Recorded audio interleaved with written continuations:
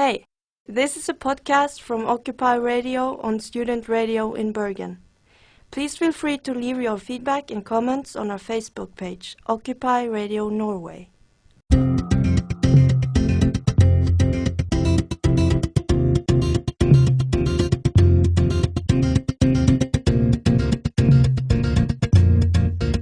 This is Occupy Radio with Anthony and Mr. Pauly. Hello listeners, you're on Student Radio in Bergen, or Student Radio in Bergen, and this is Mr. Pauly with Anthony Hill back on the airwaves after a blissful hiatus, and we're here offering you a brand spanking new show based here in Bergen, which we call Occupy Radio. And it is my pleasure to introduce to you the aforementioned Anthony Hill, and he's going to tell us what Occupy Radio is all about. Welcome, Anthony. Thank you, Mr. Pauly. Great intro there. Well, I guess everybody who hasn't been living under a rock for the last year or so has heard of the Occupy movement that started up over there in New York City. And I guess this is just our way of helping save the world from itself and to inform and enlighten people on what is actually happening out there that affects them. It does affect them, this stuff. We'll have regular studio guests and interviews, all with a dash of Anthony and Mr. Pauly, of course. Of course. Not to mention some great music. And we would like you, dear listener, to be heavily involved in the show. You can find us on our Facebook page. Just type in Occupy Radio Bergen. That's B-E-R-G-E-N. And don't hesitate to write on our walls. We want your input. We do. Fill them up with comments, suggestions. No abuse, really. You can criticise us. Fun abuse is good. We're thick-skinned. Yeah. But any feedback, any potential guests you'd like us to interview, we want you to be involved. After all, it is you who can save the world.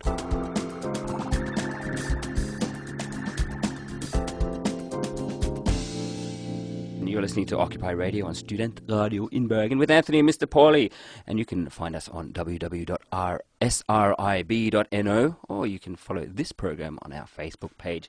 Anthony. Yes. You mentioned that we have guests. We're going to have lots of guests coming up over the next semester, Mr. Pauly. And but two of our main guests, we have two guys in the studio who are rather eminent people, I would describe them as. Now they're laughing. We have Rune from the Occupy Movement Bergen.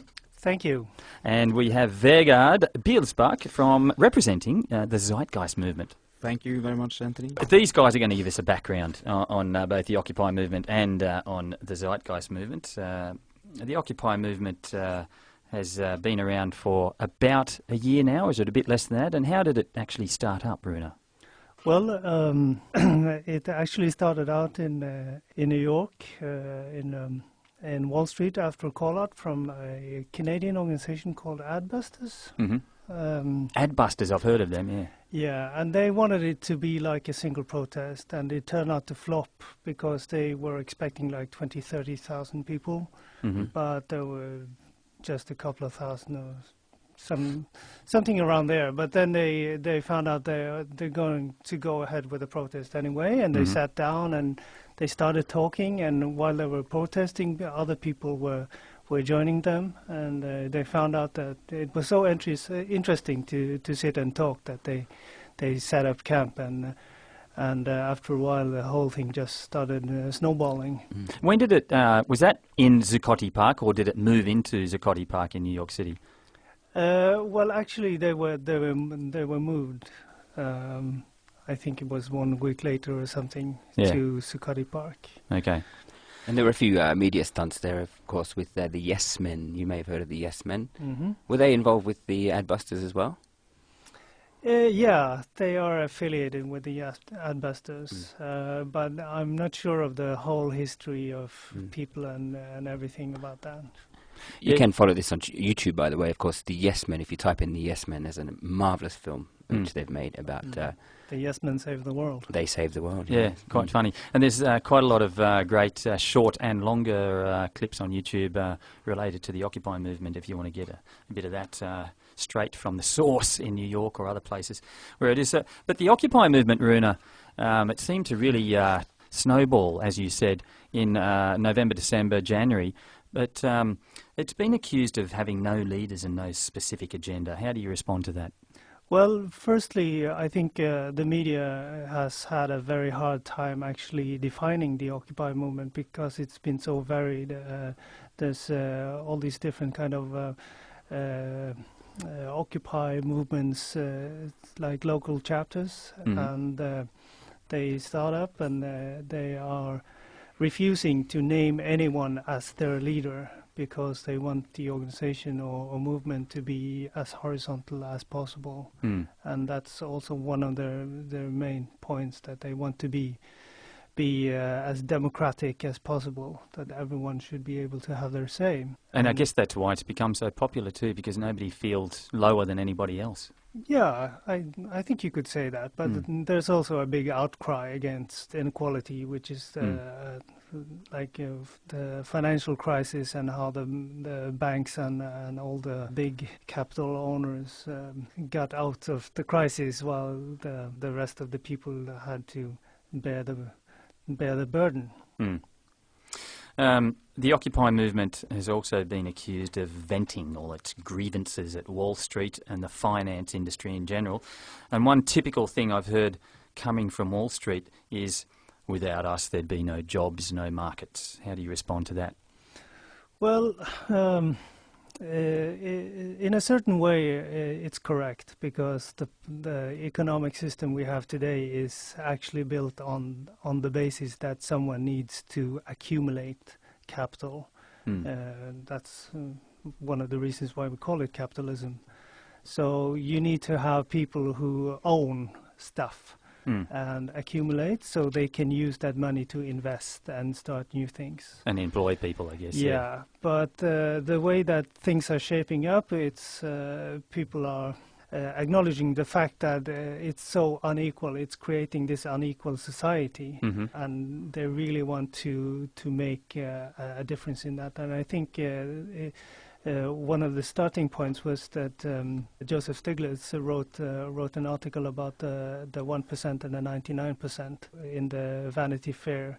He wrote an article, and he showed that the 1% was getting all the wage raise in the last 30, 40 years, and the rest of the 99% were sort of stable.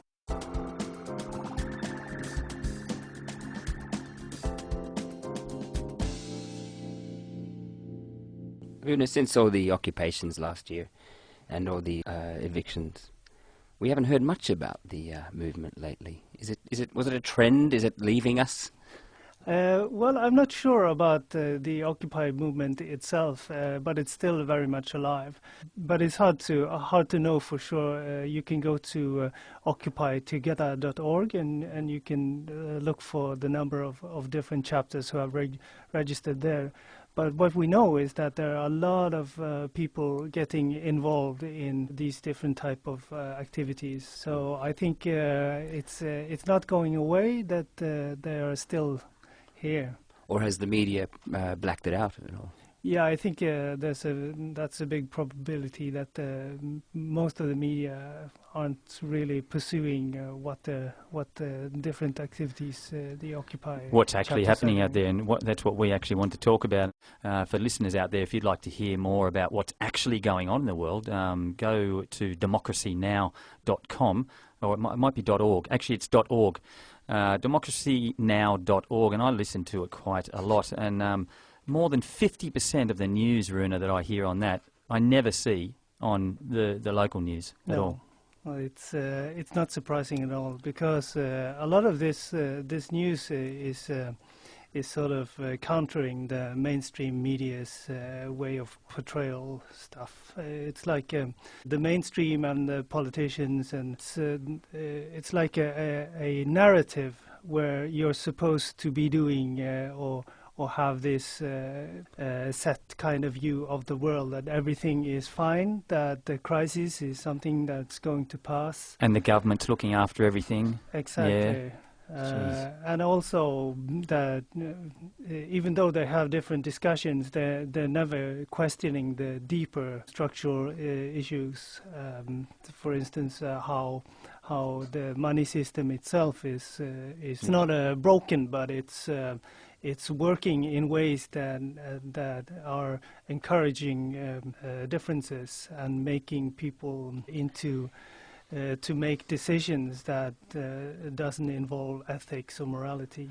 Yeah, so basically it's like a collusion between the government and the media, kind of, not exactly or a collusion, but a happy agreement, or yeah, but I think it's a bit about how we are living in a time where we have a certain world view, where we see things as given, and you don't question certain things. Like, for instance, in the medieval ages, you wouldn't question the right for the king to be king because he had a God-given right.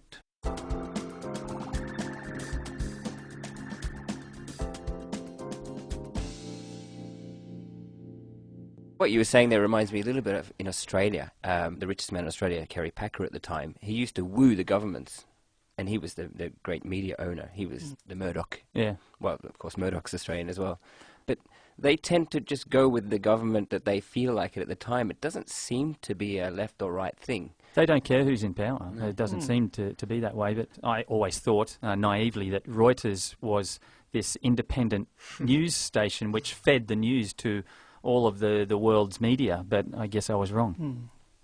Yeah, but I think all in all that even though there's this narrative which is the mainstream media narrative, that people are waking up to it. And I think one of my favorite quotes from the Occupy movement is that you can't stop an idea whose time has come, where we can see that there are many different ideas and kind of thinking that has been eminent in different protests from, say, for instance, the 60s and 70s are the same kind of ideas that are also being brought forward in the Occupy movement and also other social movements. I was going to ask you about that, but before we go into that, what's your background? What do you do? Do you have a job, or are you just one of these radical hippies that likes to go and wave signs well, outside? People could call me radical, and I do wave signs sometimes, but in my profession is I'm a nurse, and I work at the psychiatric ward for young people. So you're gainfully employed, you earn a wage. Yeah, I do.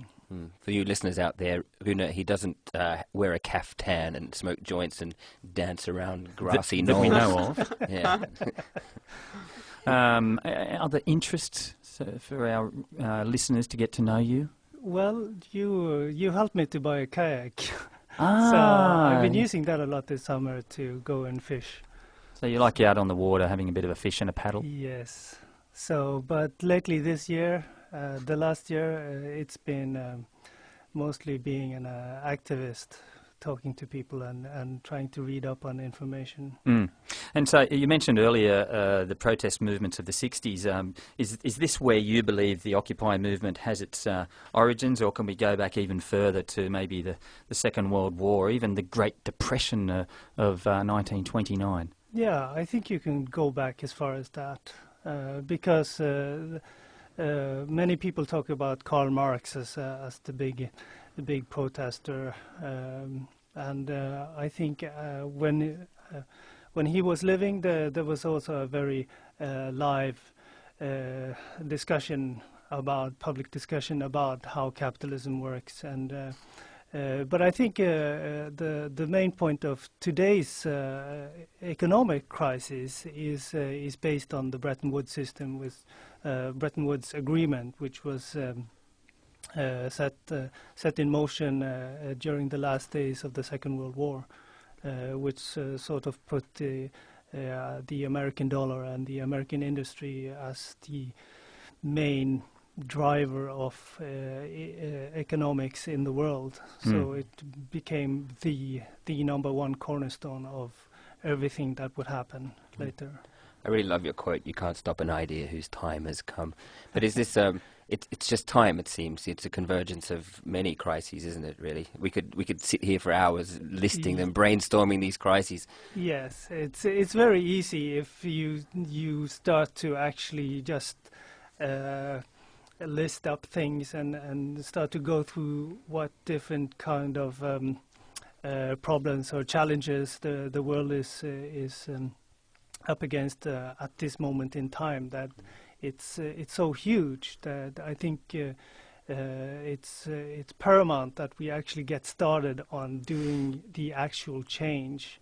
Doing something about it. Yeah, and I think also the Occupy movement can thank Obama for saying change, but not actually doing it, so that people would realize that they needed to go out by themselves and start the actual change. You would not believe how many times I've heard, and even not only in the media, but people that I know have said, I'm so disappointed in Obama. I really felt so like he was going to do something about what was going on, and everybody he's actually done nothing. In fact, made it worse in many ways. You know, completely. And but there's always a reason why things happen. I think I find it interesting. Maybe the listeners do too. You mentioned the Bretton Woods Agreement, which is, if the listeners don't know about that, that was an agreement between, correct me if I'm wrong, the countries that were the victors after the Second World War, including America, and they got together and decided that the economies of the world should all be just like America's. Is that correct?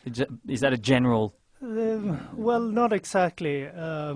Actually, they agreed on a gold standard, that money would be tied up to a gold, a certain amount of gold, that any government couldn't print more than they had gold in their vaults.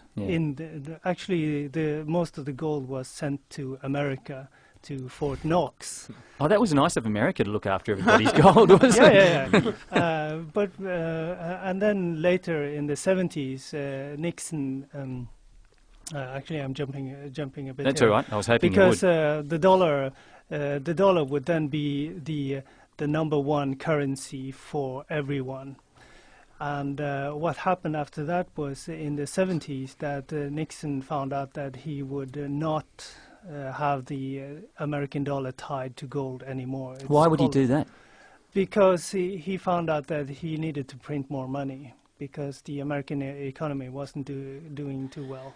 So he said that, okay, we'll skip the gold and just print dollars, and after that it's been sort of downhill. That'd be nice. Wish I had a money machine.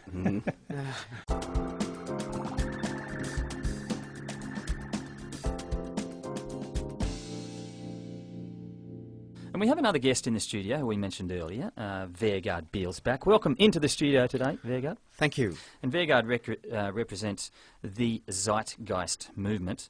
Can you tell us a little bit about the origins of the Zeitgeist Movement and who started it and why? Yeah, there is this guy, he calls himself Peter Joseph, and he, among other things, is a musician.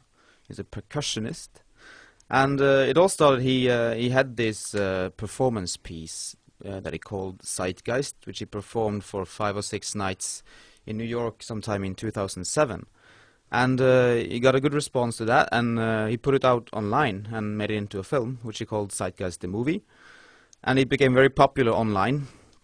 And this movie, it was really his personal expression about what he thought about the world and how the world is and what's wrong with the world.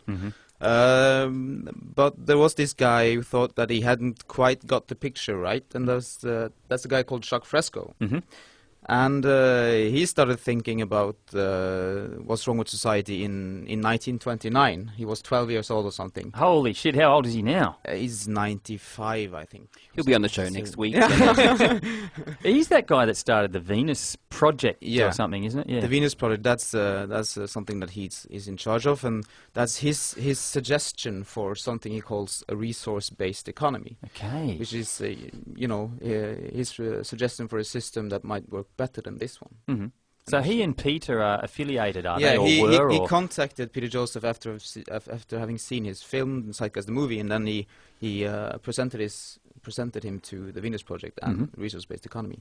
And Peter Joseph liked the idea and then made a second film, Zeitgeist Addendum, where he explained this, the Venus Project. And then at the same time he launched the Zeitgeist Movement, and that was the start of it. That was 2008. And so it seems like the Zeitgeist Movement are kind of coming with solutions to the problems that Rune has been talking about. So would it be fair to say that the Occupy movement are protesting the status quo and the Zeitgeist movement are offering solutions. Yeah, for the Occupy movement, when it started, it was mostly a protest movement. But and then the Zeitgeist movement is supposed to be an educational movement and come with different ideas that can be solutions to the problems. Do you have anything to add to that, Rune? Yeah, I'd say that the Occupy movement has evolved from the Yeah. protesting to becoming more like the Zeitgeist movement. They seem to be converging.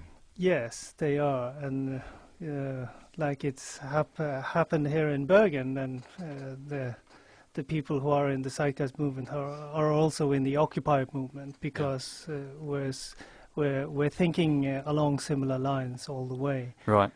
You mentioned there a resource-based economy, and you told me before we came in today that you're also a member of something in Norway that's called FRØ.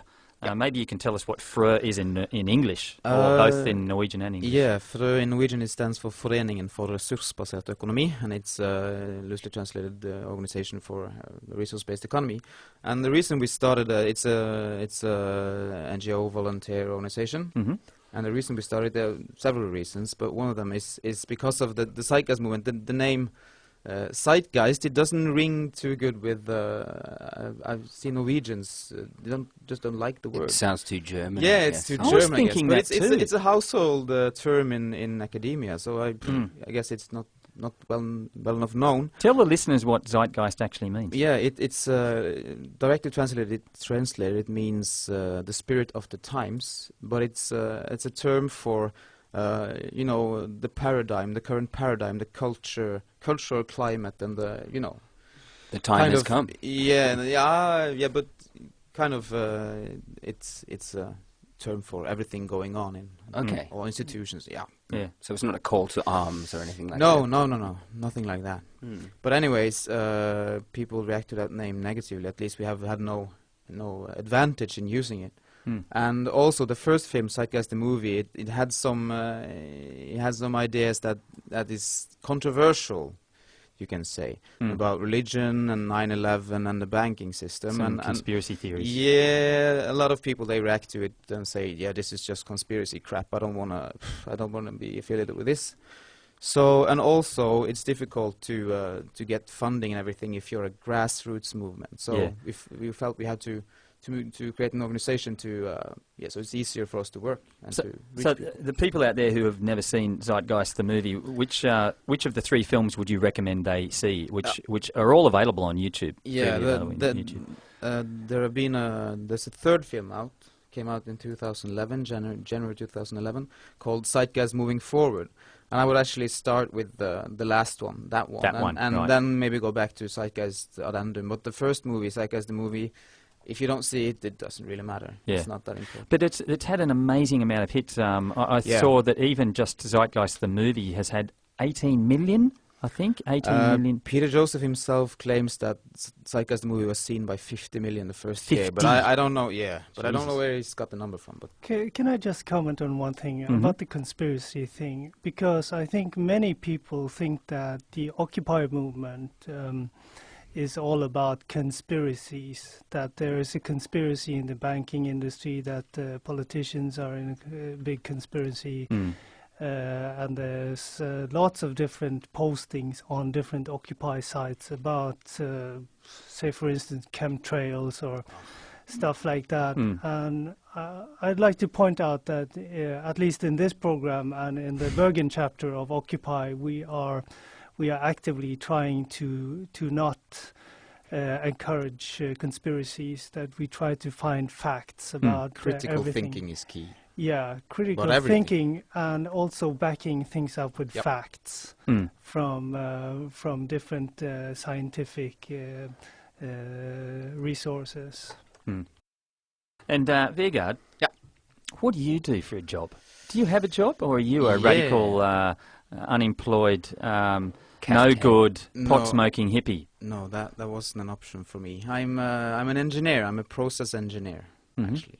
Yeah. What the hell is that?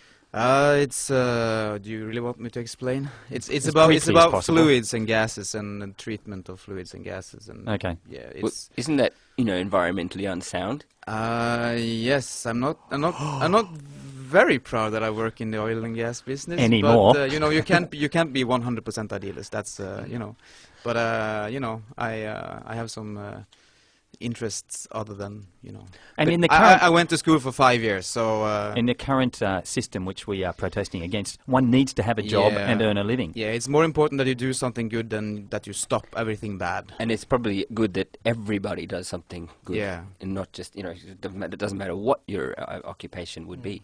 Mm. Hmm. And sorry. Yeah, in my defense, I tried to get into renewable energy and do a PhD, but no funding. Ah. So What else do you do? You got any other interests? yeah, at the time my interest is reading and watching documentaries. That's a lot. But I recently bought myself a trumpet. Did you? Yeah, I played in a marching band when I was Do you a like kid, blowing so- your own trumpet?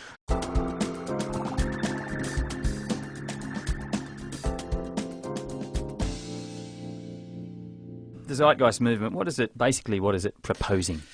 A resource-based economy, it has two basic tenets, as they say. Mm-hmm. And the first one is that all the world's resources should be declared as everyone's common heritage. Which they It's are, no- really. Yeah, it's a no-brainer, really. Nobody And owns the earth, I do heard they? a good Native Indian quote, Native American, quote, that was we borrow the world from our children or something, and that's really what we do. So it's about that we can use it as we please. We have to take care of it. And the second is that we have to apply a scientific methodology. We have to do things that has proven themselves to work, and not just keep on doing the same mistakes over and over and over and over. That's something you just mentioned, an Indian quote. There's an Einstein Native quote who said... No, actually, it's not Einstein. It's mistaken to be Einstein. Okay, Anyways, that's it's a good one. doing the same thing. Insanity is doing the same thing over and over again. But there's an end to that, which I can't remember. And expecting different Expecting a results. different result, that's Yep. it, yeah. So it wasn't Einstein that said that? Actually, I thought that myself previously, and I think I've seen documentaries where he's credited to it, but I saw somewhere it's not actually him. Give us an idea why why you're on this radio program, why we're not doing a music program like we did last time. We want people to start doing things. You want people to know. start doing things. I want people to start giving a shit, because it looks like now not enough people are, so...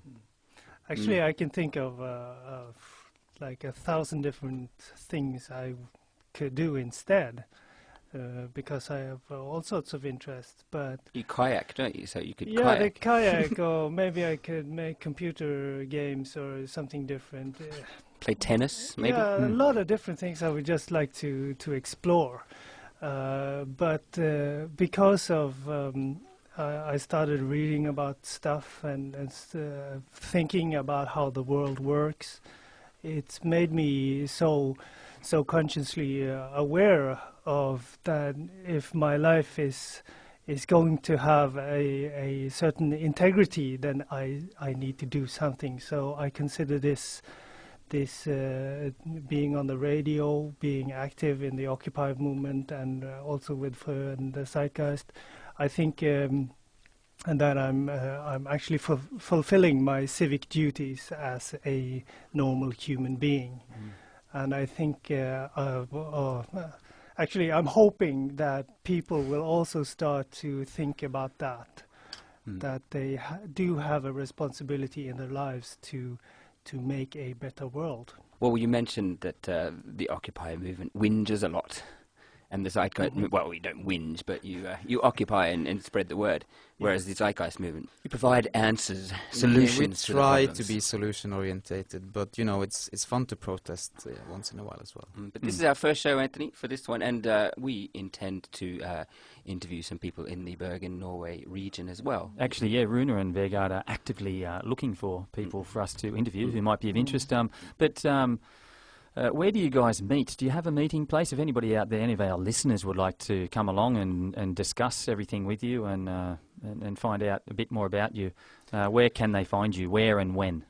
Since the fall of autumn of 2010, we've been having regular meetings once a week, and presently we're at Batteria. It's this place in Kong Oscars gate, and we are there every Thursday from 7 o'clock in the evening, and then on Saturdays we are. Occupy. Yeah, it's more or less, Occupy. Yeah, but we're the same people. bunch. We have the same ideas. We talk about the same things. So if you come on a Thursday or a Saturday, it doesn't matter. So what time on Saturday? From 2. From 2 o'clock. And Batteria, if nobody knows where it is, where exactly is it? Kong Oscars gate. It's next to the Tillsammans. Tillsammans is a clothing store. It's about 200 meters from the Fisketorget, the fish market area in Bergen. It's on the left-hand side there, isn't it? Next to the church. So basically, they can find you at 7 o'clock any Thursday there at Batteria, or Saturdays at 2 o'clock. And on Facebook? Yeah, on Facebook we have both Frö and Occupy Bergen. Yeah. And you're listening to Occupy Radio on Student Radio in Bergen, or Student Radio in Bergen, Norway, with Anthony and Mr. Pauly.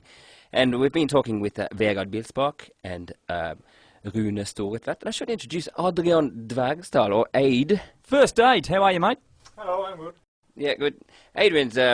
He's a part of the group. He comes to the meetings and that. He's just sitting here at the moment. But he's very I was going to say tax-savvy, but he's very tech-savvy. Tech-savvy? Yeah. Tech-savvy. Yeah. Tax-heavy. Or if you're from New Zealand, he would be... He'd be tech-heavy. But he's not. So, but Adrian Dvergsdal, or as we call him, First Aid Dwarf Valley. He's going to be in charge of editing and stuff like that. Yeah. Great to have you here, Aid. It's great to be here. Good stuff. Nice to hear you. And I was going to ask you a question, Rune. Me and Anthony, we have a plan. Mm-hmm. And you guys are a big part of this for this show. Yeah. We have the whole semester planned. We do. It's kind of like the good student who's writing an essay, and in the introduction saying, in this essay, I intend to do this, this, this, and this. Yeah. But the great thing about what we're talking about here is that it's very easy to compartmentalize things, because there's a huge, as you mentioned, a convergence of crises, and we can take crisis by crisis, can't we, week by week? And solution by solution as well. Yes, exactly. How exciting. Yeah, I think the next show we'll talk about that. Convergence of crises. Yeah. We'll try to just see the picture for the bleakness that it does have, all the different, because we're living in a time which is so complex, and there's so much information on everything. So you don't know what to believe, because you hear so much coming from so many different quarters. But we don't want to depress people either, Rune. But so we do need to get a big picture of things to try and put things in perspective. So after we do the convergence of crises next week, then we can have a closer look at different things like the economy, like the climate. And further on with energy, how we manage our resources, how currencies and money systems play into it, politicians, media.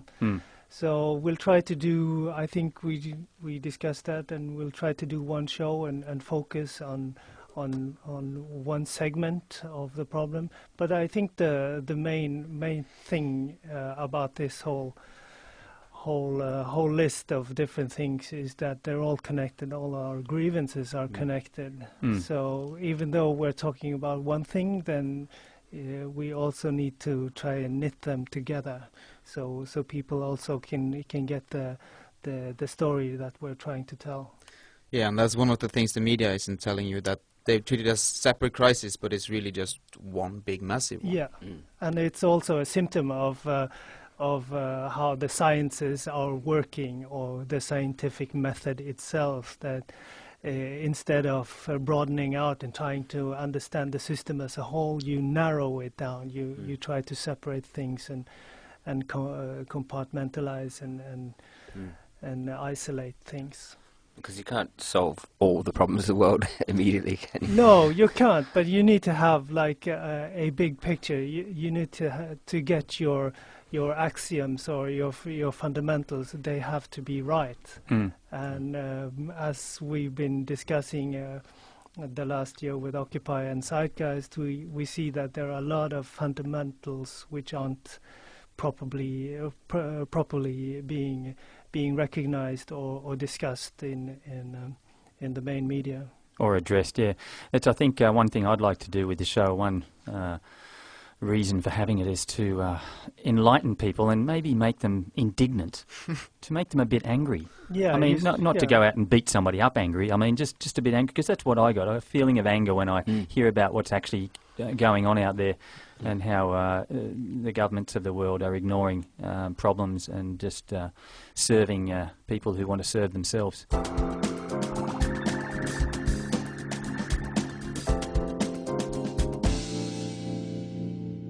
You're listening to Occupy Radio on Student Radio in Bergen, srib.no, with Anthony and Mr. Pauly. Mr. Pauly, that's me, and that's Anthony over there. Hello. Hi, Anthony. How you doing? Looking good. Thanks, Very mate. lovely Hawaiian shirt you have on today. Thanks. Yeah. And you listeners, of course, you can be very heavily involved in this show. You can, would love your suggestions, for example, about who we may be able to interview in the Bergen or West Norway or even the whole Norway What you'd area. like us to talk about sometime. Yeah, and you can take the piss out of us. You can criticise us. We have if you very want. thick skin, don't we, Mr. Paul? We have very thick skins. Yeah, and you can write it on our Facebook wall, which you can find on Facebook, funnily enough. What are Just the type odds? in Occupy Radio Bergen Bergen. on Facebook and you'll find us, and write stuff on the wall you think we might find interesting or even a good joke. And our first aid man, he'll be setting up that, or he's set up that. He lovely has Facebook. set it up. Yes, very He's good. very, I was going to say sufficient, but he's efficient. And what was I going to say, Anthony? We have a new, Oh, that's right. we have a new segment because we don't want to just be talking about stuff all the time. No. Well, the same old stuff. Not And, that we're gonna, but no. we like to divide our show up into different. We would. And Anthony and myself, we're very sophisticated jingle makers, if you didn't realise last time. And here's our latest one. And now it's time for Who Would Have Thunk It? So we put a lot of work into that one. What was that? All of 8 seconds? Yes. Who would have thunk it, thunk it, thunk it, thunk it? And that's our segment. What is it about, Anthony? Well, it's a lot of people out there may not even have heard of the word thunk, and that's probably because it isn't a word. It's basically news which you would find rather unbelievable, rather amazing, rather incredible news.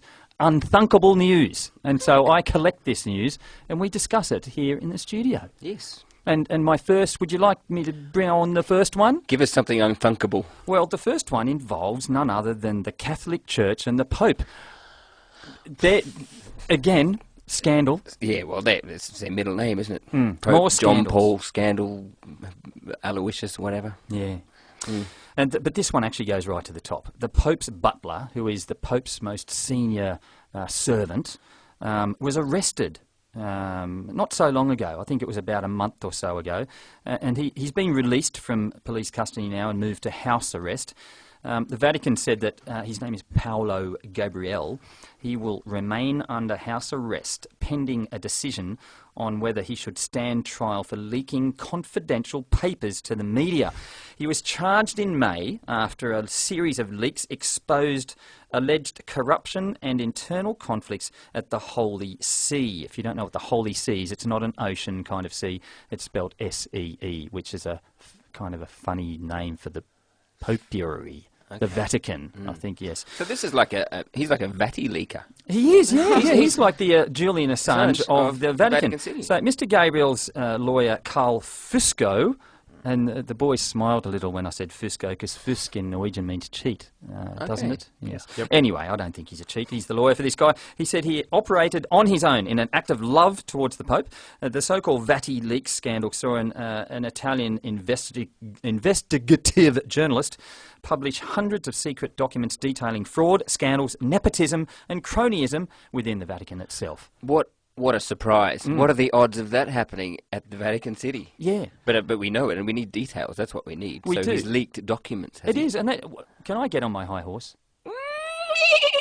I am, because don't you think, Mr. Pauly, that governments and organisations of the world, including religious ones, need more transparency, not less? I mean, I don't know about you, but whenever I see reactions like this from people like the Pope in high positions, it appears that they're trying to cover things up and it doesn't look good for them, rather than expose them, bring them out into the open and say this is good stuff that we're finding they're finding nepotism, cronyism. But we have our two studio guests. What do you think of that, boys? Who'd like to comment on that first? Well, I think these are very sad times for whistleblowers everywhere. Mm-hmm. If it's in the Vatican or in the American Army or being a leader of a website which relays news that you otherwise would never hear of. I think the mainstream media has been treating these whistleblowers with a sort of scorn in a way, isn't it? Scorn, telling them that they should be loyal first. Yeah, loyalty is a big thing. Before anything, before ethics, before truth, morality, whatever. So I think it just goes to show that even in the Vatican, it's the same story, that the power itself needs to protect itself at all costs. You got anything to add to that, Vegard? No, I just think that, whistleblowing should be encouraged because it's a good thing. And all over the place there's a focus on loyalty. You have to be loyal. Don't ask questions. Yeah. Don't question anything that you think might be wrong. Yeah. In fact, if I was king of the world, I'd say that there should be a department in every organisation that has a whistleblower or somebody that just looks at things. Yeah. King of the world. So maybe this guy will become like the Bradley Manning. No, like a saint for patron saint for whistleblowers. That's perfect. There we go. Yeah, I thought you said he was going to be thrown into a dungeon like Bradley Manning and kept there for... He's probably going to be... the patron saint of whistleblowers. What's his name again? Paulo Gabriel, like the angel. So he's Gabriel. an angel and he's a Paul, Yes. which is obviously Mr. Paulie. So he's Saint Paul, Saint Paul Gabriel, There the we go. patron saint of whistleblowers at Vatican He City. has angelic connections already. Yeah, but I don't think he's at Vatican City now. He's probably been put on an island somewhere. Like Napoleon. Yeah, Elba. Anyway, but that's not all. I have another one. But that's not. Wait, you get a free set of Please snakes. take notes of this. Yes. Now we're going to the IMF. And before I tell you anything about what I'm going to tell you, I'd like Rune to tell everybody what the IMF is. Indignant motherfuckers. Ooh, sorry. The IMF stands for International Monetary Fund, and it's actually one of the creatures that came out of the Bretton Woods Agreement, and it was set up together with the World Bank as a organization which would sort of be the central bank or the central organization which would help countries who were struggling economically. And this is what they've been trying to do, but in the later years, I think maybe in the last 30 years, there's been escalating criticism of both the IMF and the central bank because of their policies, and their many people see them as an extension of American economic interests. Right, so what they have been possibly doing, if I might put this to you, and you can tell me if I'm correct or incorrect, is that they're meant to help out the poor countries who are maybe trying to establish themselves or have maybe been through some kind of crisis, environmental crisis, maybe like the tsunami or whatever. They're meant to give them money to help them get back on their feet.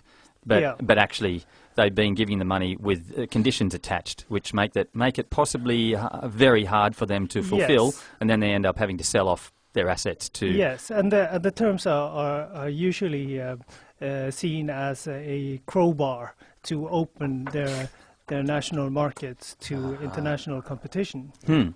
Good way to get inside a country, Mr. Paulie. Why didn't we think of that? Yeah, the crowbar. Well, we've opened Norway with the crowbar. Next time there's a big storm in Bergen.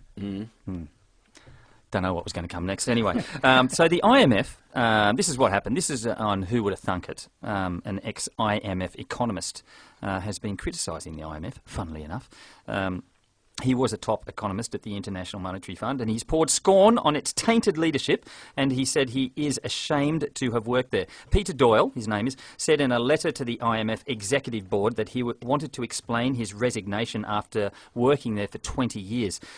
He writes of incompetence, failings, and disastrous appointments for the IMF's managing director, stretching back 10 years. Mr. Doyle, a former advisor to the IMF's European Department, which is running the bailout programs for Greece, Portugal and Ireland, said the fund's delay in warning about the urgency of the global financial crisis was a failure of the first order.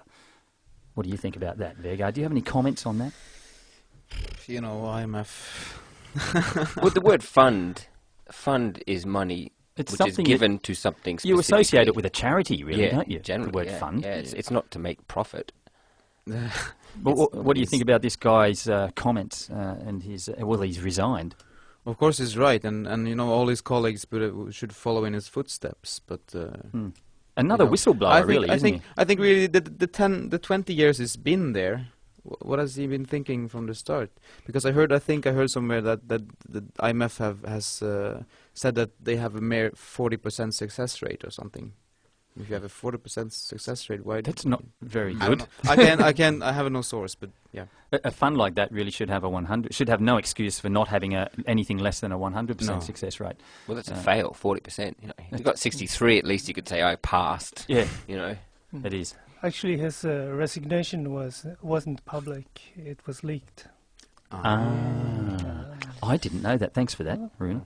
There you go. We got one more. Who would have thunk it? It's about the Olympics, because they're finished now. Yeah, but wasn't that hilarious? I mean, I loved the opening ceremony. It was fun. It was everything. But behind that, there's this dark, disgusting scene of sponsorship and exclusivity. It is. Which is nothing to do with the Olympic spirit. They were going on about the Olympic spirit. Well, Sebastian Coe, who was a great runner in his time, but Lord Coe. sorry about that. Yes, I really don't know why they've made him head. Just probably because he was a good runner. But he said before the Olympics, if you're wearing Nike on a T-shirt, you won't be allowed in.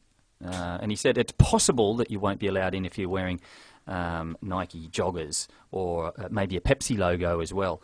And he's told basically cafes in London that were along the route of the torch carrying person, they've been told that one of them had bagels in the shape of all the Olympic rings. They had to take them down. A butcher had sausages made in the shape of the Olympic rings. He had to take them down. Police that worked, get this, police that worked at the Olympics were told to wrap their lunches in clear plastic rather than any wrapper that might have had some kind of logo in it that was not McDonald's, just so McDonald's wouldn't get compromised. And McDonald's, is that the kind of food you want to be eating as an athlete? That's the whole thing. Another high horse moment here, Mr. Pauly. I'm going to turn your volume down a bit. It's Coca-Cola Coke and as well. McDonald's, the main sponsors of...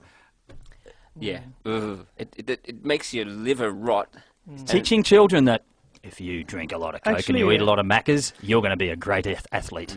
Actually, this reminds me a bit of like you had in the communist regimes where you were supposed to wear certain clothes. That was a dirty word you mentioned there, Rune. But the similarity is glaringly obvious. And there's another point which was also a part of the controversy, was that the reasoning behind that they could impose these kind of rules were that the sponsors had put so much money into it, but actually they only put in 10%. The rest, 90%, is public funds. From the British government. Exactly. People. So the British people actually have a lot to be indignant about, wouldn't you say? Yeah.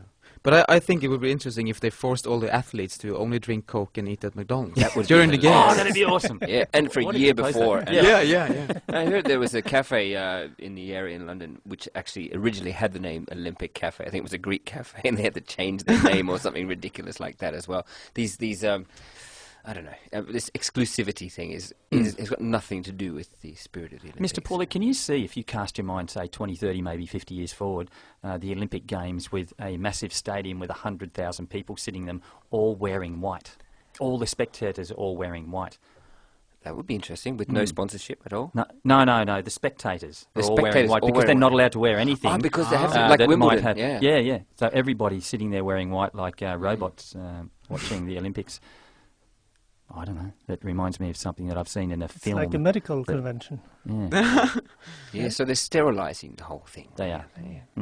Well, it's not like I go around wearing Nike anyway, but the fact that I'm not allowed to wear what I want to, which gives me, maybe we should have gone there, A group of people. Got some tickets and got some big Pepsi banners and Nike banners to put up in the middle of a football game. Or Just to something stir a bit of shit. Yeah. Well, that's pretty much the end of Who Would Have Thunk It. And we have another segment, actually, Anthony. Do we? But aren't we going to have a song? Unfortunately not. Okay. Because Are you going to flet one in? I can't flet. And excuse us for those of you who are not Norwegian. We sometimes throw in the odd Norwegian word because we can. And all part of the beauty of Occupy Radio here in Bergen, Norway. Science and Tech Breakthrough of the Week. And that was another fabulous jingle. And that one was slightly longer than the other one too. It was still going. And that's actually the voice of Mr. Pauly there. Yeah, I can do that. I've got a big range. Science and Tech Breakthrough of the Week. What's happening with Science and Tech, Anthony? Well, the reason why we're having this is because, we don't want to just whinge about what's going on. We want to see what's out there, what's happening in the world, and there's some possible solutions to the problems that we have in the world. And this one is an environmental solution. And I fear that, well, not fear, I suspect that many of our science breakthroughs of the week are going to be great for the environment. And this one is about tyres. Tyres, as in the tyres on your car, on the wheels of your car, the rubber tyres. And there's a breakthrough there. It's good for the environment when manufacturers can find ways of using less fossil fuels. And I don't know if you guys know, but tyres made of rubber, they use a lot of oil to make the rubber. Can you correct me if I'm wrong there, Mr. I think I've heard engineer? something like 4 barrels for a tire or something. Oh, I don't know, but that's worse than a I lot. thought it was. Anyway, We'll get Adrian to Google that. but thanks to the humble soybean, both of these parties will be able to get what they want. Researchers from the Goodyear Tire and Rubber Company have discovered that soybean oil can help reduce the amount of petroleum used in tyres, while also extending the life of the tyre. Specifically, it was determined that by using soybean oil in the tyre rubber compound, the company could reduce its use of petroleum-based oil by up to 7 million gallons a year, while the tread life of the tyres would increase by approximately 10%. So we have 2 winners there, Mr. Pauly. They're going to last longer and use way less fossil fuels in the making of it. So there's a big science breakthrough for us. We want to hear more about such breakthroughs as well. So if you have any input at all, you people out there in listener land at Student Radio, please do not hesitate to write on our wall at our Occupy Radio Bergen Facebook site if you type in Occupy Radio Bergen. The one thing about this breakthrough, though, was that the prototype tyres will be tested in Texas over the next few months. And if all goes well, the tyres could be available for purchase by the general public by the year 2015. And that kind of got my ire up, Mr. Pauly. Tested in Texas? No, not that. They're tested in the next few months, but they're not going to be available for 3 bloody years. Do they have to do some extra tests and stuff like that? I don't know. I mean, I bet if it was something that was in the interests of oil companies, it would be ready for purchase in the next 6 months or less. I guess the whole electric car industry is being put on hold as well because it's not in the interest of those oil makers in Texas, perhaps. Anyway. So that was the soya tyres there, Anthony. Have you got another science breakthrough or science and tech breakthrough? I do, actually, and it's another environmentally saving one. And with regard to reducing fossil fuel use, a company which has been developing solar power have now developed a solar-powered aircraft that has just completed, or not just, about a month or two ago, completed the first ever solar-powered intercontinental round-trip journey between Europe and Africa today. It was the roughly 6,000-kilometre trip commenced in May and consisted of a total of 8 legs, averaging 800 kilometres before reaching its conclusion with a landing back where it all began in Payerne. I don't know where Payerne is, it doesn't say here in the article, but I find that fantastic, that a solar plane which can travel 6,000 kilometres. Wow. So, folks, this is the sort of thing we want. We want to read this on our walls. We want to read this on the program, and of course, this is going to be on the podcast. You may be listening to the podcast right now. So in this first installment of Occupy Radio on Student Radio in Bergen, Student Radio in Bergen with Mr. Pauly and Anthony Hill, we've had a lovely time here with Rune Storetvedt and Vegard Bilsbach. Rune from the Occupy Movement and Vegard from the Zeitgeist Movement. But we need to find out more about how we can find out more about you guys. Yeah, Vegard. we have an international webpage, and it's thezeitgeistmovement.com. Thezeitgeistmovement.com. Yeah, and there's a lot of talks from different people in the movement, and You can a lot of stuff. subscribe to an email sent magazine mailing there. list. And there's Mailing also list, a page called sitenews.org, which is a tech and science focused page, publishing a lot of things like the ones that Anthony's been talking about. Can I just spell Zeitgeist? It's with a Z, of course. Yep. It's Zeitgeist, Yeah. Zeitgeist, from the German, of course. And Rune, where can we find out more about Occupy? Well, you can Google it, Yeah. Occupy Wall Street, or you can go to occupywallstreet.org or occupytogether.org. Mm-hmm. And on occupytogether.org you can find your local chapter, which I think you can just click on the map and find it. And have you got any plans of showing any Zeitgeist films, public screenings of Zeitgeist in the near future? Yeah, there will be. We are going to start with like monthly screenings or something like that. So Yeah, we'll come maybe with more weekly information. screenings. Yeah, maybe weekly screenings. Yeah. So More information will come later. if people are on Facebook, they can just join Zeitgeist Movement Bergen or the Norway one as well. Yeah. And Or Frø. Yeah, or Frø. And Rather Frø. it'll be posted on there if you're going to be showing a screening and when and where. Anthony, Rune, Vegard, and of course Adrian. It's been a pleasure Yeah, for our first show. it has. I've enjoyed it thoroughly. I've enjoyed it as well.